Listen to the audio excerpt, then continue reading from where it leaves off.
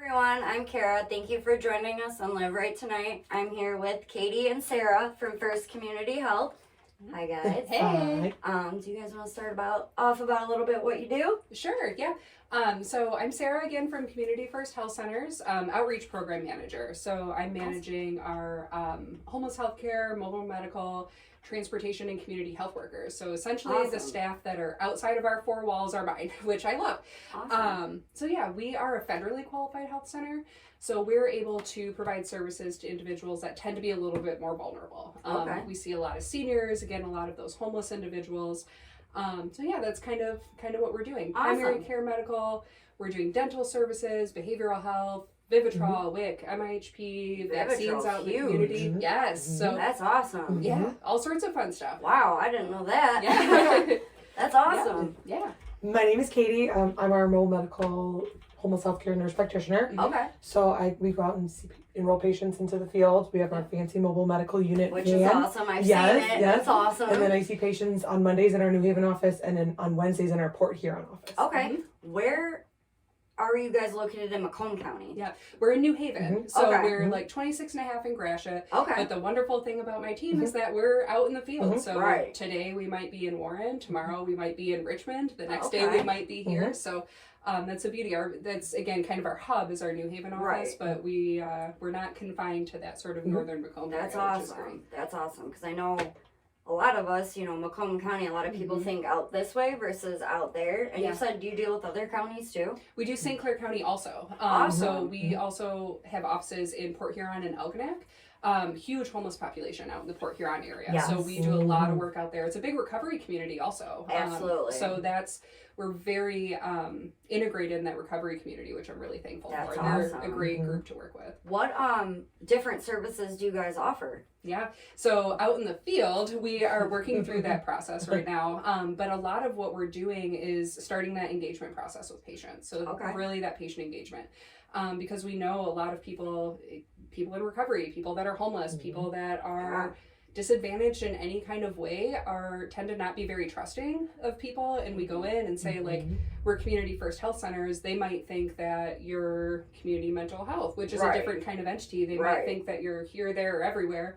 And so I think sometimes they get scared of that, like, you're a government agency, you're going to do something, but it's like, no, we really are just here to help you. Yeah. And so that's, I think, a lot of what we're doing. So I always have which has been just a wonderful blessing, but I always have a clinical person with us. So now they can sit down, we go out in the community, we'd say, hey, when's the last time you saw a provider? Or would you like us to check your blood pressure? Like, it seems small, it seems like a really small thing, but then it's a clinical staff member, and then they can say, maybe it's really high, maybe their blood pressure's through the roof, and kind it's of like notice something, and and then it's like, or they don't have a doctor, they haven't established in a long time, and we have a couple clinicians in the Port Huron area that are no longer in practice or taking their insurance, so they don't know that we are here and we can't. So you guys actually do like primary care stuff too? I do physicals. Yep, all of that. How does someone like get set up with your services if they just wanted to like contact you like, hey, I need a primary care doctor or absolutely.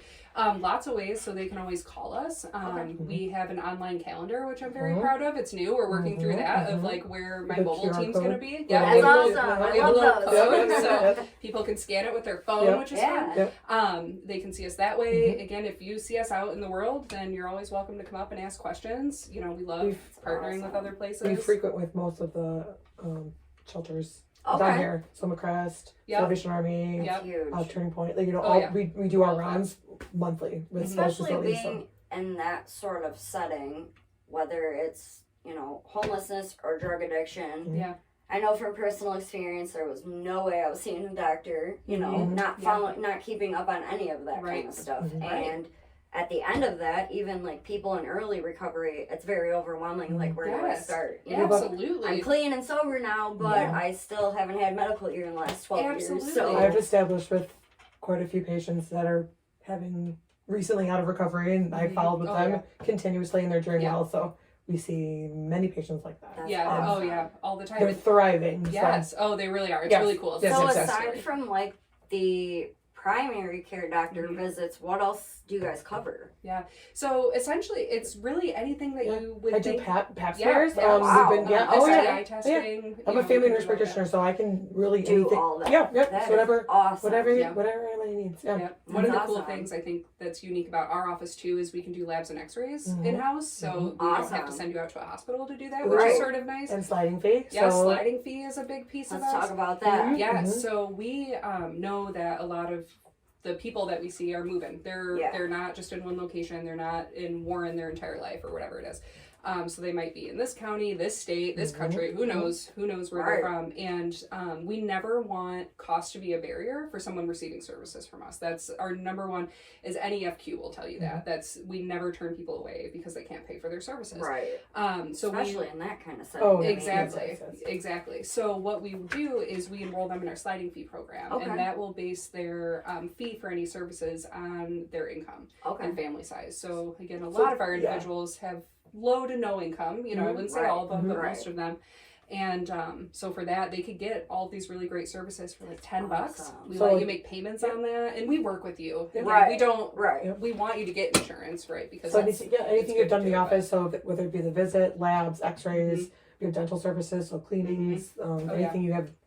You get done in the office, you can apply to the sliding fee. So. That's awesome. Now, do you have to not have state insurance for that, or do you guys accept Medicaid as well? Oh, absolutely. All we Medicaids. take all Medicaids, Medicare, private insurance. So I think that's something that people don't realize, that anyone can really get services from NFQ. So not just us, but like truly anyone in the community can receive care from there. And I love that. It's always, we were just talking about this actually in the car on the way here, but like, our focus is always our quality of care, right? Our focus is always providing really good, comprehensive services. So Katie's on the phone with the specialist, and she's trying to get, a CT scan scheduled and Googling their doctor's offices from before and requesting records. Because it's, again, my goal with all of my staff is that at that first encounter that someone has with us, if they are ready, we're going. We're going hard on that. So I want all of their new patient paperwork done, because what I don't want to do is pick someone up in a big white van that they've never seen before, with a driver that they don't know, bring them out to the office in the middle of nowhere, right? Because we're in 26 and a half in Gratiot, and sit them down in an office with a whole bunch of people they don't know and hand them this big, overwhelming stack of paperwork. So we're doing all that first encounter with them, helping them with that. We know there's a lot of literacy challenges with the people that we're serving. We're getting a copy of their ID, their insurance card. We're providing them with resources out in the community. We're scheduling that appointment, so they leave that visit with us prepared. Like they know we're going to be there. They get to meet me or my medical assistant that is on the bus, so they know what to expect when they come to the office. They know who they're dealing with. And I get a little bit of their history sometimes if I meet them out prior, so which helps me kind of like focus to what they need, and they don't feel embarrassed. They can. And even just the medical paperwork aspect of it. Oh, it's a lot. It's a lot. That's overwhelming for anyone. Yes, I don't want to sit and do that. That's I don't want to do that either. So I get it. What about do you guys offer? Obviously with COVID being an issue, do you guys offer vaccines and things like that too? Absolutely. Yes, we're doing lots of those. So one of the things that I'm super proud of with our team especially, so when Katie was hired in, we were approached by the health department in Port Huron, and they were like, hey, we're having some issues keeping up with demand for vaccines. So we're getting all these calls from places in the community, a lot of assisted living places, nursing homes, recovery community. I mean, we did vaccines in Lowe's parking lots. I mean, we've done a little bit of everything, but so it was really great that they had reached out and they're like, hey, we can help you with that, but we just need some help with the actual manpower. So we hired Katie, which is great. So the first probably almost 6 months or so of you being here was almost exclusively COVID vaccines out in the community. The last count I did were about 800 in the last year and a half in the community. And it started from first and second doses and to the first booster. Now we're doing the bivalent boosters, so it's kind of it's slowly evolving. Yes, very much so, very much so. There's always a lot of shifts. Oh yes, oh yes. We're like, hey, we have a really good handle on this, and then they're like, no, you don't. New dose. Exactly. Yeah, hard to keep up that way. It is. Yeah, it is. Do you guys offer flu shots and stuff like that too? Oh yes. Any other vaccines? So at the office we have for childhood vaccines at our office. pretty much everything. I mean, all of it. So VFC is vaccines for children, and we are in a VFC office. So that's awesome. Yeah, they come. So not only just adults, but people with families. Yep. Yeah, that's awesome. Yep, I see children too. So because I can see birth to death. That's awesome. So if children want their well visits, we can get their vaccines scheduled. Awesome. That helps them with like school and all that. We can do school physicals. Yep, and all that stuff. What about, I'm trying to think what else I know about you guys. The mobile medical unit. Oh, that's fancy, man. It's beautiful. Thank you. The inside is great. Thank you. It's my favorite thing to talk about. So depending on how much time we have. We got plenty. So back again when we were looking at hiring Katie, which has just been wonderful. Do we have a picture of it? I feel like we should. Oh yeah. I know. I can see if I can pull out the phone. So I was. It's like a doctor's office on wheels. It is really neat. So, again, approached by my supervisor, and she's like, "Hey, do you want an RV?" I'm like, "Yeah, absolutely, I do. Like, that's cool." Yeah. And so from there, that's when I was able to. At that point, I essentially doubled my staff, which has been really great. But so we received it New Year's Eve of last year. We didn't know what to do with it for the first couple months. It sat there. We didn't know how to, that winter time, we didn't know how to do that. Like, I've never had an RV, or a camper, or whatever. I've never done any of that. So there's a lot of learning. There was a lot of reaching out to other places that do similar things. I don't want to reinvent the wheel, right? Like, if someone else has a really good, good program going, then I'd like to be able to sort of tap into that. But so we did that, and then I think our first few events were like April, May of this year. Around that time. Did you guys do like single events, or would you like go to different community events to kind of? A little bit of both. I don't remember what our first one. I think it was McCrest. I think the first one we went to is we set up in the parking lot of McCrest. Yeah, absolutely. Yep. And so what I have told my staff this last almost year now is this is really the year of us learning. This is, sort of discovering what we want this to look like, what direction we want to take it in. And again, we were doing so many vaccines in the beginning. So we were doing vaccines out of the van, which was really great. And now we're trying to look at ways to make those efficient processes, but then also be a little bit profitable with that too, because there is a bottom line at the end of the day, right? And so now how do we utilize the staff that we have to be able to do some of that? But it's also really good care. It's good care when we're able to go to a location and do maybe some... I can't find it. I know. Do you have a website? Yes, I have a website. Check out the website. Yes, it's on yes. It's beautiful. Is it on the website? I don't think it's on there. Oh, maybe not. I don't think that. It's on our Facebook page. Oh, okay. Look at our Facebook page. We'll find it.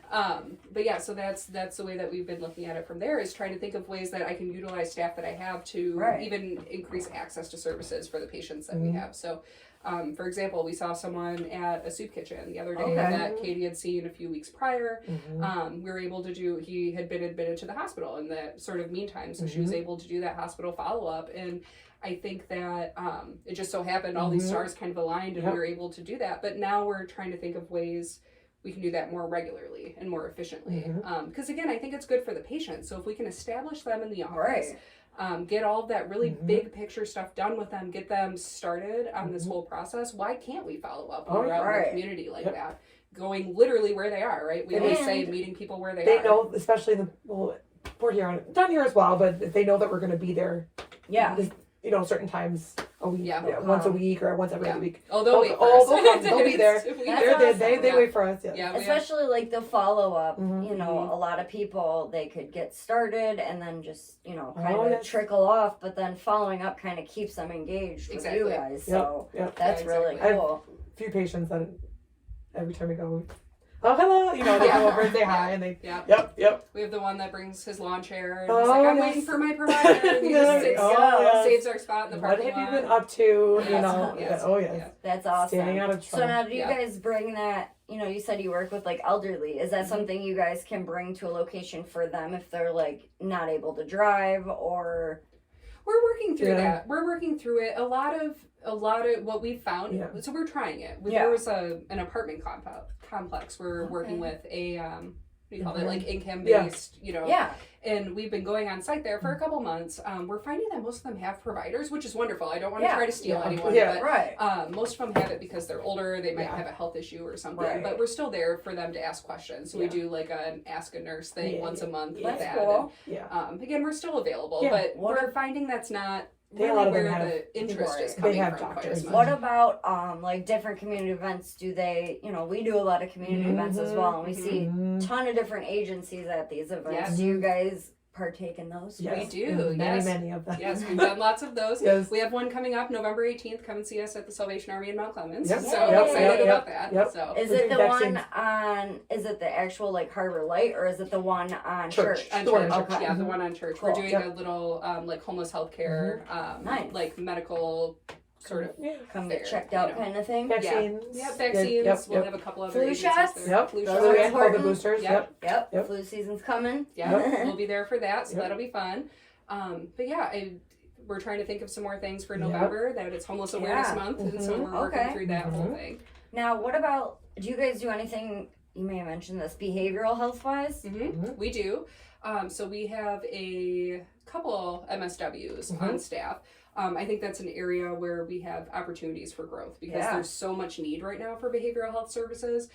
So if you're an MSW looking for a job, please go to our website. So no, but really, because there's a lot of staffing challenges. I know a lot of agencies are dealing with that right now, but that's really a lot of our issue is staffing. It's a tough industry right now. That's really tough. It's emotionally challenging. COVID with the world being on fire the last 2 years is just been really hard to get into psychiatry and therapy. Wait lists are long. Yes, very much so. Yeah. That's what I was going to ask you. Are you guys able to prescribe like medications like that, or at least do like an evaluation of some sort, or how does that work? I can prescribe. I feel comfortable prescribing some. Yes. Some I leave to the psychiatrist to manage. But some I can. And our therapists, we don't have a psychiatrist on staff, but we have therapy and counseling. So that's awesome. Yeah. If they're dual enrolled, a lot of times they'll see one of our clinicians at the office and they'll see therapy, and we can kind of work along. Just even the fact of like the therapy and like counseling or whatever, that's huge too. Oh yes, at least it can get the ball rolling. But we know, and we refer out to different psychiatrists in our area. We know a few different agencies that see. Yes, that's awesome. Yeah, so lots of referrals. Oh yes, we do. That coordination. Just having those resources. Hey, if we can't help you, someone else can. Absolutely. Exactly. That's awesome. Yes, exactly. Trying to think what else. I know, me too. I'm trying to think about it. We do all sorts of fun stuff. It's hard to put it into a nutshell. I know. Right. What you did mention, do you guys do anything as far as bringing that mobile medical unit? Like, where do you guys feel comfortable bringing that? Like, good question. School or something like that. Yeah. So one of my favorite things that we've been doing is taking it out to a couple of the parks. Parks where we know that individuals are staying that are homeless. And so hang out, where we know they're hanging out in the morning. So we take it first thing in the morning. We're going and setting up for an hour or two and talking with them. I'd like to see more of that, but that's something that we have started fairly recently. And I feel like just seeing that alone, pull up everyone is going to be like, what's that? Exactly. We had a guy, we were out at one of them, and I saw this man in a truck drive by, and then was like looking, and then whipped around real fast, did a U-turn, turned back down. He's like, "Why are you here?" And I was like, "Oh, okay, so let me tell you." So I'm telling him, he's like, "You do dental?" And I said, "Yeah, we do." And he's like, "Here, give me the phone number. I'm on my way to work, but I need a dental appointment." There you go. What kind of stuff is covered on our big van has, our signs. So advertising too. People come to see us, and they kind of stop and see. Yeah. What is that? Do you guys do like cleanings and all that? Yeah, absolutely. So not something we're able to do mobily yet, but we do have full dental office in both of our offices. Well, in Port Huron and New Haven. We have so they do like cleanings. Do they do extractions? Yep. Like obviously not the surgical. There's 2 dentists. That's awesome. 2 or 3 dental hygienists, and there's a dentist in both locations. Yeah. It's full service. I'm gonna be calling you guys for a cleaning. Please do. I go to our office also. And that's awesome. So that's awesome. They're really nice. They really do. They do a really great job over there. They're busy though. They're see a lot of patients. Yes. Now, what is like? Is there like a wait list for certain services, or is it like, can people just walk in, or how does that work? So for our mobile services, we get you in. You just walk up. We'll figure it out. Right when you come to see us, within the week. Yeah, for sure. Right. For dental, usually they're getting people in, I'd say, fairly quickly. I know, again, some staffing things they're working through. Behavioral health, I do know there's a wait list right now, but they have an assistant that will help people find some other resources in the meantime. If there's a wait list and they're having in a crisis, they can get them emergency services and stuff like that.